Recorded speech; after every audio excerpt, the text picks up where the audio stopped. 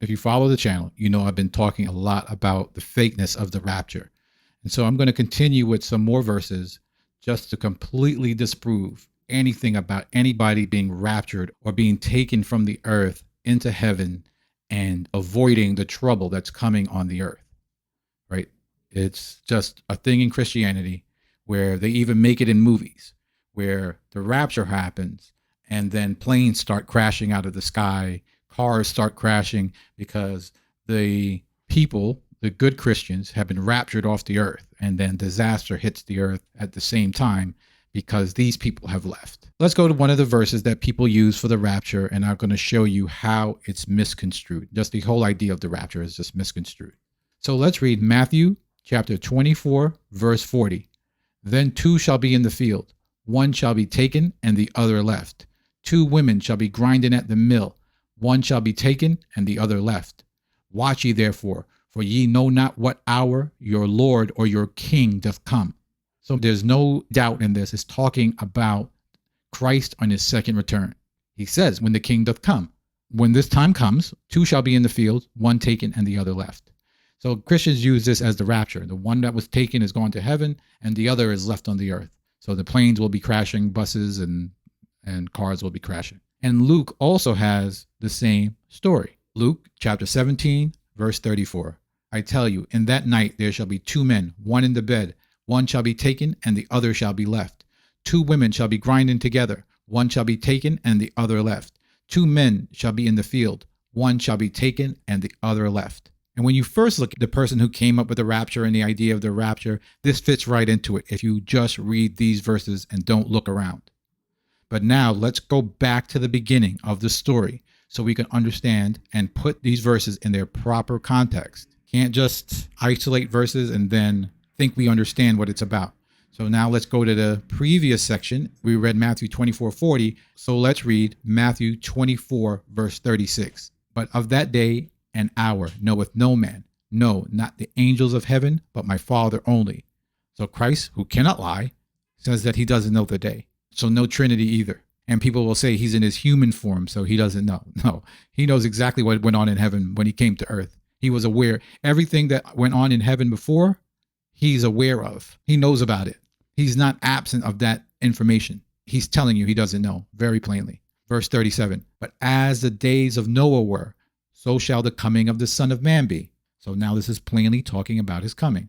For as in the days before the flood, they were eating and drinking and marrying and given in marriage until the day that Noah entered into the ark. He's saying very simply, it's going to happen abruptly. The sign that the people got during the time of Noah was that Noah was building the ark. He was protecting his family and anybody else who would listen to him.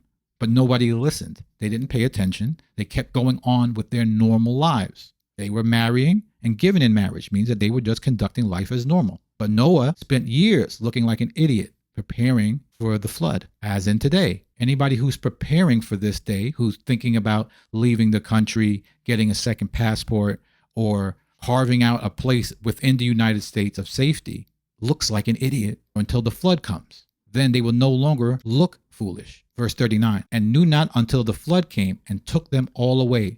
So shall the coming of the Son of Man be. Matthew 24:39 says, when the flood came, it took them all away. And you compare that with one shall be taken, the other left. The present tense is taken, the past tense is took.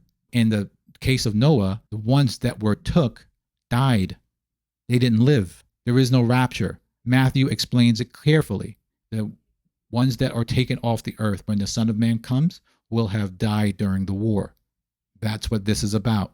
When Christ comes, if you watch the channel or you've seen any of my other videos, you understand that the war is what is next on the docket. And that is the flood today.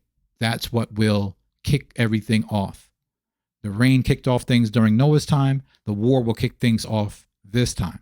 The ark, in this case, is to read the scriptures and understand and to prepare to the best of your ability. So now let's read Luke chapter 17, verse 26. Like in Matthew, we go back and we're going to read what previously occurs before two in the field, one is taken.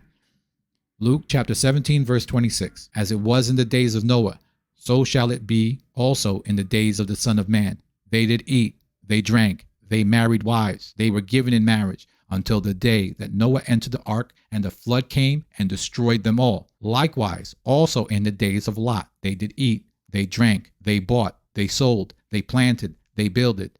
But the same day that Lot left Sodom, it rained fire and brimstone from heaven and destroyed them all. Again, we see the analogy. So Luke has something extra that Matthew doesn't have, which is the comparison to the time of Lot and Sodom and Gomorrah. And when you read that, the minute Lot was taken to safety, the Most High destroyed Sodom and Gomorrah. Likewise, when we read about one taken and the other left, the one that is taken died. He was killed the way the people were killed in Sodom and Gomorrah, and the way the people were killed in the time of Noah. Verse 30, even thus shall it be in the day when the Son of Man is revealed. In that day, he which is on the housetop and his stuff in his house, let him not come down to take it away. And he that is in the field, let him likewise not return back. Remember Lot's wife. He gives another analogy of Lot's wife, who looked back at Sodom when the Most High was destroying it. Likewise, Babylon, when it is destroyed, do not look back. Go. Do not look back. You must run. So we see both comparisons, Lot and Noah. The people who were taken, or the people who were no longer on the earth, died. Well, let's add to that. Let's read 2 Esdras chapter 13, verse 16. For as I conceive in mine heart, in my understanding, woe to them that shall be left in those days, but much more woe unto them that are not left behind.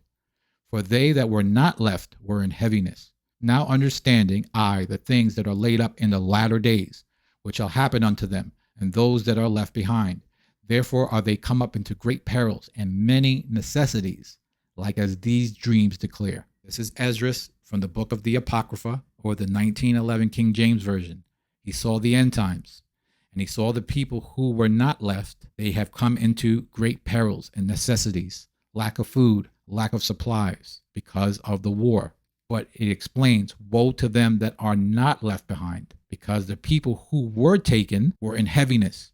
They were not keeping the Most High's commandments. That's what heaviness means. The sinners, the people who refuse to keep the Most High's commandments, will be taken or die during the war. Esdras, Luke, Matthew all have the same thing. And so the last thing we're going to read is Psalms 91, verse 7. 1,000 shall fall at thy side, and 10,000 at thy right hand, but it shall not come nigh thee. Only with thine eyes shalt thou behold and see the reward of the wicked. A lot of people read the psalm and they'll apply it to their job or some very low meaning thing in their life. And that's okay sometimes. Sometimes you need a little help to get through your day or some problem that you have, and you need to know that the Most High, or you want to feel like the Most High is on your side. That's really understandable. But this is literal. During this war, the people who are protected by the Most High will think that their life is in jeopardy.